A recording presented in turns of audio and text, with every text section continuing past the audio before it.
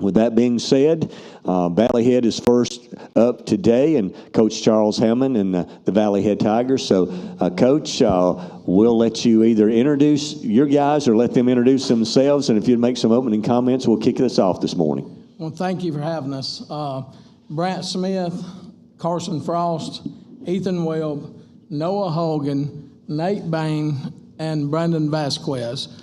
These are our team captains for this year, and we're very, very fortunate to have a large senior class at Valley Head this year. I think we got 13. We've lost 2 or 3, but all these guys are seniors and put in their time, and I think most of them were captains last year, so we're glad to have them here with us.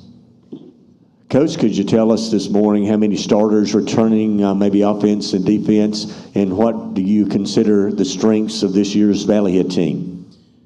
Starters returning, we're looking at probably 9 on offense, 9 on defense. We lost the running back and the quarterback, and we lost a couple defensive players. But, the strengths of this bunch, I think, is just going to be their weight room, their work ethic, and they've been with us for me, basically, for 2 years. So, when we go out, there's not a lot of coaching and teaching. They kind of know what to do, and that helps, and they run the weight room and kind of lead the team. The weaknesses, we've got to replace a lot of offensive production with Ian Bain and Hunter Robinson being gone. So this year is going to have a lot to do with how our skilled guys on offense step up and how we can produce there.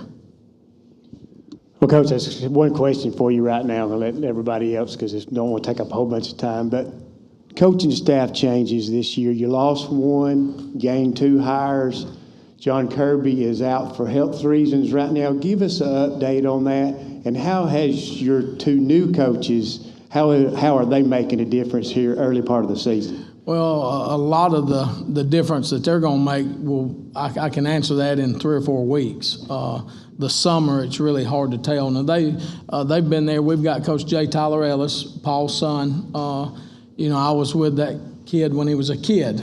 Actually put him on his first ever deer hunt. So I've known him my whole life, him and Coach Ellis. So we're real fortunate to get him. Coach McGill come to us from Sandrock. Was fortunate to get him. He teaches math, so it's hard to find a math teacher / coach. So we was able to fill that role. Coach Kirby's in all of our prayers. We stay in contact real regular, and we're still praying for him today. And he's doing really well.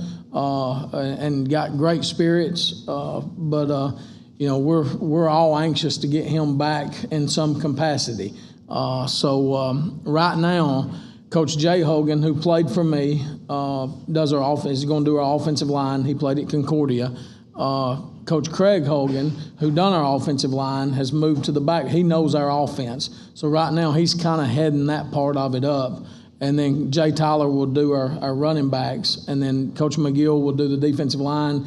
Kobe Harrison, Tyler's brother, Jeff's son, who played for me, he's been with us the whole time. He does the linebackers. And then John's son, Ben, does the DBs. So the thing we have going at Valley Head is we have a full staff of almost all Valley Head guys that either I was a manager for, or they played for me, or were kin in some capacity. So everybody's kind of got a stake in what we're doing, and it means something to them. Coach, I watched you guys in that weightlifting meet at Coosa. You guys won the whole thing. When you go, any football coach will tell you games won and lost in the trenches. You did lose some skilled guys, but talk about how comfortable it is to have so many good linemen on both sides of the ball come back. We're real fortunate. I don't know what it is, but fat kids like to play for me. I don't know, but and we have them all, and we really push the weight room in a core lifting aspect. We don't run a whole lot during the summer until it gets time to, and we enjoy it. But I had the question asked earlier, and I know it, but we lost a lot of production last year. And, how do you cover that up? And my answer was the squat rack. And if you had had the opportunity to be in the weight room this week as we were maxing right before season started, as long as I've been in this, I was even amazed. There was multiple 500 squats. There was multiple 400 squats. We had one technique that weighs 136 that squatted 430. We've got a projected tailback here that weighs 145, and he squatted 430. So when you got 130 and 40-pound kids that can parallel squat 400 pounds plus, we're going to have a chance. We just need a little luck and the ball to bounce our way like everybody does. Guys, I want to ask you guys a question, and I've got 6 of you up there, so I'd like for all of you to answer. Coach has just talked about most of you, I guess, are seniors, large senior group, 13 seniors on this football team. This is your senior year.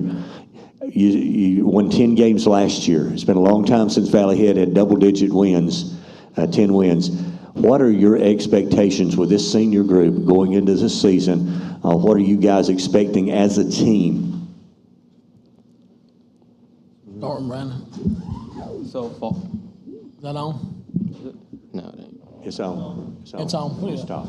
So far, I'm just expecting to play one game at a time and just be successful at the outcome.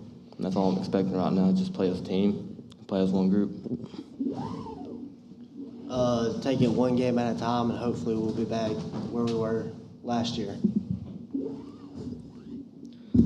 Just to take it one game at a time, stay healthy until the end, and see where November takes us. Getting another region championship. Taking it one game at a time. It's a new year where it's going to be our year. Well, we, like I said, we had a real successful season last year. Didn't end the way we wanted it to. We've been putting in the work, left a bad taste in our mouth. We're going to take it one game at a time. We're going to focus on us and do what we do best.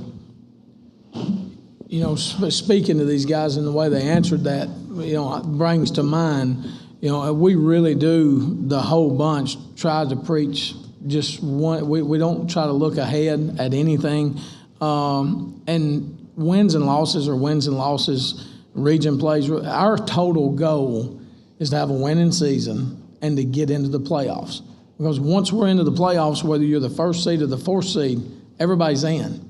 It can happen so our goal is, the ball may not bounce our way. Last year, our first 4 games, we were losing at halftime. The first, and played well the second half, and some things went our way. So we just, whether we're 4-6, 6-4, 8-2, we want to get into the playoffs and be healthy come November. Well, Coach, talking about your upcoming schedule, the region you're in, talk to us about some of the teams in that region. Who you've got coming up. I know you won't take one game at a time, but there's teams out there that you kind of have on the schedule that you circle that are important teams. But tell us who you think are going to be the better teams in your region. Well, I think our region is really good from top to bottom. I really do. Gainesville does things right. They were at Camp Hamby the last couple of days. Coach Stover does a great job at Decatur Heritage. Coosa's always going to be there. They've got everything going right. This is going to be one of the toughest games that anybody plays, whoever plays them. I think the most improved team of all of them is Appalachian. I think they could be as scary as anybody. They play hard and physical and sneak up on you. And at the end of the ball game, you're just fighting and clawing to try to win. I thought Woodville was very impressive at the weight meet. Who am I missing, guys? I talked about Decatur Heritage. Cedar Bluff. Well, Cedar Bluff's Cedar Bluff. So again, they're going to have 28, 29 skilled kids that can play tailback for us and a few big linemen. And I don't know. I think the region, and I made this statement before, I think the region could send 4 teams to the playoffs. And I think there's a couple of teams that could be left out that if you labeled them the number 1 seed, that they could win the first round. There's going to be somebody pretty good stay at home this year. Coach, back here in the back, you talked earlier about your offensive production and what you've lost and trying to get that replaced and everything. And I know at this level of ball, a lot of people don't think about kids having to play both ways all the time, and most of your starters on offense are on defense as well and vice versa. But I was wondering about your defense. You gave up nearly 25 points a game last year. With that loss of production on the offensive side of the ball, how do you kind of counter that with your defense to kind of really complement what you're going to have to do offensively this year? Talk about your defense a little bit, please. We have to get better defensively. That's the bottom line. We have to get better defensively. We relied last year a lot on that production. Last year we played, a lot of people don't understand, but you've got 2 kids that dynamic If you'll go back and watch, those two kids never played any defense other than the 4 or 5 plays that we needed them each game. So that was our philosophy. This year, we're still, I think we've got 36 kids, grades 9 through 12. There was 29 kids, 10 through 12, which is really impressive for us at a 1A school. We almost have every boy playing, every boy involved, but we really try to do a good job of nobody playing both ways. And the other day, probably a month ago, I drew it up on the board, and we've got 4 young men on this team that if they play both ways, that team would beat the team that nobody played both ways by 30 points. So we're kind of having to revamp practice schedule and not going to be as much one way this time, but I see us playing 7.5 kids one way, which is going to be fair enough for us. I hope it pans out, but we got to get better defensively. Coach, I know that last year that Ian Bain and Hunter Robertson had prolific seasons. Talk about the young men that'll have to step in for those two that we've talked around it this morning. Talk about those guys. It may be multiple guys that have to step in for them, but some of those guys. We're going to have to do a good job this time of passing the ball around and feeding more than just 1 or 2 kids.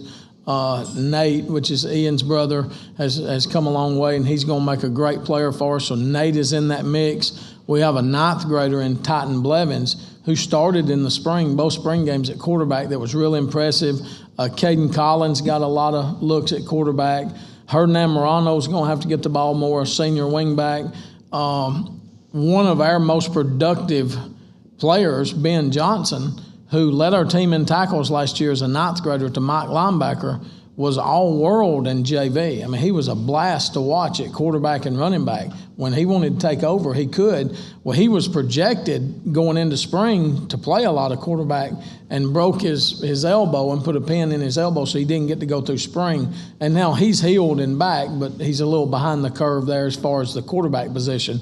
But we're going to have to pass the ball around some. Kaysen McElrath came to us, moved back into Valley Head, and a lot of people don't know Kaysen, but Kaysen was a very talented 9th grader last year, and his grandfather, Sammy Lacey, is from Valley Head, and Kaysen went to Valley Head up to the 5th, 6th grade or something, so he's come back, and he's going to get into that mix too. Kaysen can really run, so that gives us another speed factor, but we're going to have to pass the ball around some. I want to wrap it up for Valley Head this morning, asking the guys, obviously you're seniors, this will be your last year. Coach chose y'all from the 13 on the team. Could you talk about how special it is to represent your school in your town here at Media Day? Right now, it's an honor to be a senior for the Valley Head Tigers and just put a mark of my name into the school. That's about it. It's just an honor to be up here because not everybody gets to come up here and sit here and just talk to everybody, so thank you. It really is an honor to lead this team. Well, I think we got a very special bunch here. I love my brothers. It's an honor to be a captain with y'all. It means a lot. We've been through it for a few years with Coach Hammon. He's an amazing coach right there, and we've all been together. Really, most of us have played together since Pee Wee, about every sport. It's an honor to be here. Lucky Coach chose me. Thanks, guys. We appreciate it. Looks like the Valley Head Tigers will be playing at home, first regular season game. How about Jamboree? You played in the spring. Will you play again this fall? No, sir. We will open with North Sand Mountain on August 25th at Valley Head. All right. Good luck, guys. Thanks a lot. Thanks for coming today. Thank you.